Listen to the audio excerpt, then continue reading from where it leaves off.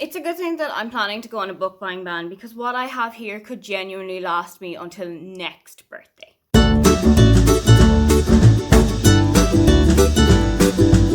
Hi, welcome, come on in. My name is Aoife and today I'm going to take you through all of the books that I have hauled from my friends and from myself for my birthday. My birthday was just at the end of June and I've waited until pretty much a lot of the books have come in. I know that there's like one or two missing. I'm going to admit, I don't remember who sent what book. So I'm not going to try and remember who sent what. I'm just going to take you through everything that came in, tell you what they're about.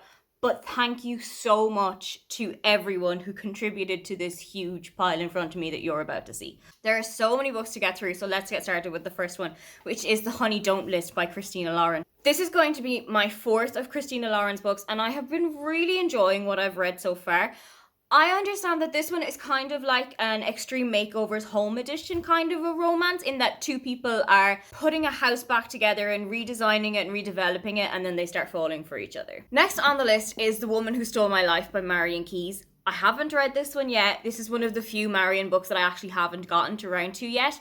But I am a huge Marion fan and I know that this one is going to absolutely knock my socks off. The next book is One Last Stop by Casey Mcquisten. I will admit I wasn't totally blown away by Red, White and Royal Blue. I think I've said that here a couple of times, but I've heard so many good things about One Last Stop. This is kind of like a time travel, time loop situation in that August, our main character, moves to New York and falls in love with, I think, a girl named either Jane or June, who is stuck in a time loop from the 1970s and trying to kind of reset herself from that. Next on the list is What I Like About Me by Jenna Guillaume. Jenna is an author from Australia who I have followed on Twitter such a long time. She used to work for BuzzFeed and I've read quite a lot of her rediscovering these films as an adult, or these movies as an adult, or these TV shows as an adult, and I cannot wait to see what her debut book is like.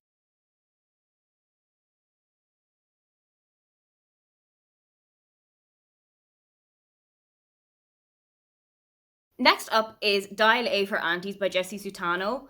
This, I believe, is kind of like a set-up dating, kind of arranged dating story, but one of the guys that the main character ends up dating is dead by the end of the date, so they're kind of figuring out how to get out of that sticky situation. Next one on the list is The Dating Plan by Sarah Desai. I think that this is the start of a series, I'm not entirely sure, but I've heard really great things about it and I'm so excited to get reading this one. As far as I'm aware, this is kind of like a fake dating trope between Liam and Daisy, who've been really good friends for a really long time, but certain stipulations in their life require them to have a romantic partner, so they decide to fake date for a while, and then of course we all know what happens with a fake dating trope. Next on the list is The Shelf by Helly Acton. I listened to an audio copy of this last year and I just fell in love with it. It's such a really interesting concept. It's kind of like a mix between Big Brother and Love Island. The main character, Amy, is going on a holiday with her boyfriend and kind of expecting that he's going to pop the question here. But actually what happens is that she goes on this reality TV show called The Shelf, where he breaks up with her and then she has to compete against other women who've also been broken up with in the same way to kind of prove that they are the perfect match and they're the perfect woman that you should be with. It really flips gender roles on its head and I absolutely loved reading this one. The next book that I got was How Do We Know We're Doing It Right by Pandora Sykes. This is a non-fiction book that kind of goes about debunking all of the things that we have learned from the past and debunking all of the myths that we've been told when we were growing up and figuring out how to be an adult, basically. The next one is The Poet X by Elizabeth Acevedo. This is the first of Elizabeth's books that I had heard of, but it's actually the one of them that I haven't read yet. I have already read With the Fire on High and Clap When You Land, and I loved both of them. So when I loved both of them, I had a feeling that I was onto something special with Elizabeth Acevedo, and I put this one straight onto my wish list. Next on the list is Concrete Rose by Angie Thomas. This is a prequel to The Hate You Give in that it features Star's father Maverick, and I think it has a kind of a story about how he ended up in prison, how his life got him to that point. And I have a feeling that also Seven is born in the course of this book, and I cannot wait to see what his life was like before we met him as an adult. Next on the list is In Case You Missed It by Lindsay Kelk. I read an arc of this last year and I genuinely enjoyed it so much. Like a lot of Lindsay's books, I really connected with the main character.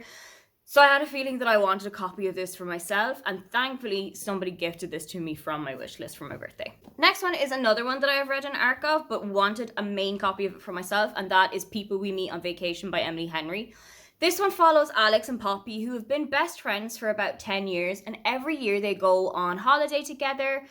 But 2 years before the course of this book starts, something happened between Alex and Poppy that we don't know about in the lead up to the book, and they haven't spoken in 2 years. Poppy is then sent on an assignment to go to Palm Springs in California and decides that this might be the perfect opportunity to get her and Alex's friendship back on track. Another marrying book. This one is The Other Side of the Story. Again, I haven't read this one. I'm not quite sure what it's about, but I do know that any book of Marion's that I have read has just been gold, so I have absolutely high expectations for this one. Another one with quite high expectations is Malory Rising by Taylor Jenkins Reid. This one is so hyped on BookTube, and it's also hyped for me because I've already read 2 Taylor Jenkins Reid books and loved both of them. I've got 2 more on my Kindle waiting for me. Everyone that I know who has read this has pretty much adored it, and I cannot wait to see what happens here. I know that this features one of the husbands of Evelyn Hugo from the 7 Husbands of Evelyn Hugo, and I believe it's his life after their wedding when he has met his second wife, settled down, had a family, and that the book kind of leads up to a fire at his house. Next is a book that I bought for myself, and it's Midnight Chicken by Ella Wristbridger. Ella lost her partner John to a brain tumour in, I think, 2015 or so. I felt like I was going through somewhat of a similar personal loss, and I just wanted to hear the words of somebody who had also gone through the same situation, somebody whose relationship with food had also changed in that time. I have read a couple of pages of this. I know that it's kind of a cookbook / memoir, and I cannot wait to get Ella's wisdom, but also test out some of the ingredients that are here. Next up is Anxious People by Frederick Bachmann. I've heard quite a lot about this. I know a couple of people who read it and really enjoyed it. It's the story of a bank robbery that kind of goes haywire and what happens to the people who are trapped in the bank as they're waiting for the police to come, as well as the 2 people who have been trying to rob the bank. Next up is another non-fiction self-help book, and it's Stop Pleasing People by Patrick King.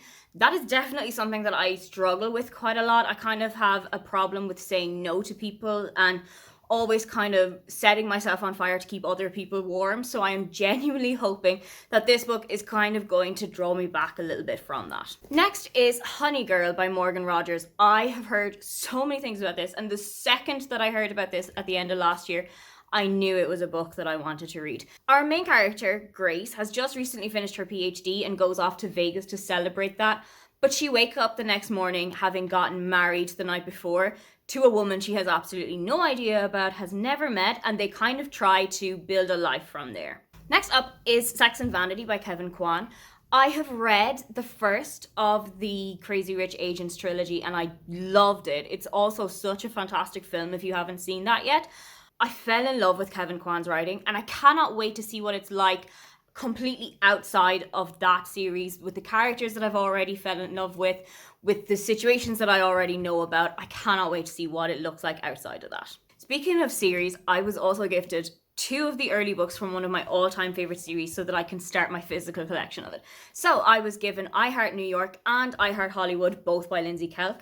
These are the first 2 books in the I Heart series where you follow Angela, who is kind of resetting her life after moving to New York following the breakdown of her relationship. A really timely book that I was also gifted is The Pull of the Stars by Emma Donahue. This is set in a maternity hospital in Dublin in 1918 during the kind of height of the Spanish flu pandemic. I have a feeling that this is also about a lesbian love affair, 2 women who have fallen in love with each other. I love reading historical romances, and I cannot wait to see what Dublin looked like in the 1900s. Based on this one. The final book that I have hauled is Dear Mrs. Bird by Emma Pierce. This is another historical fiction. I believe it's set in the Second World War, and it is about a woman who kind of becomes a self-help woman and answers a lot of agony aunt style letters to some of the soldiers that are on the front line. I've heard so many good things about this, and I cannot wait to get it started, especially because I know that the sequel has just come out, so it's the perfect time to get reading it. So there's a massive pile of books that's on my floor right now. I'm not going to bend down and pick them up because it will absolutely shatter my back. Thank you so much to everyone who contributed to this pile, who helped me celebrate my birthday, and who made it feel a little bit more of an enjoyable experience this year. If you've seen any of the books that you've read in this video, please do tell me where I should start because there's so many of them, I genuinely don't know what to do. Don't forget to like and subscribe because I have new videos up every week. Now, get on out of here.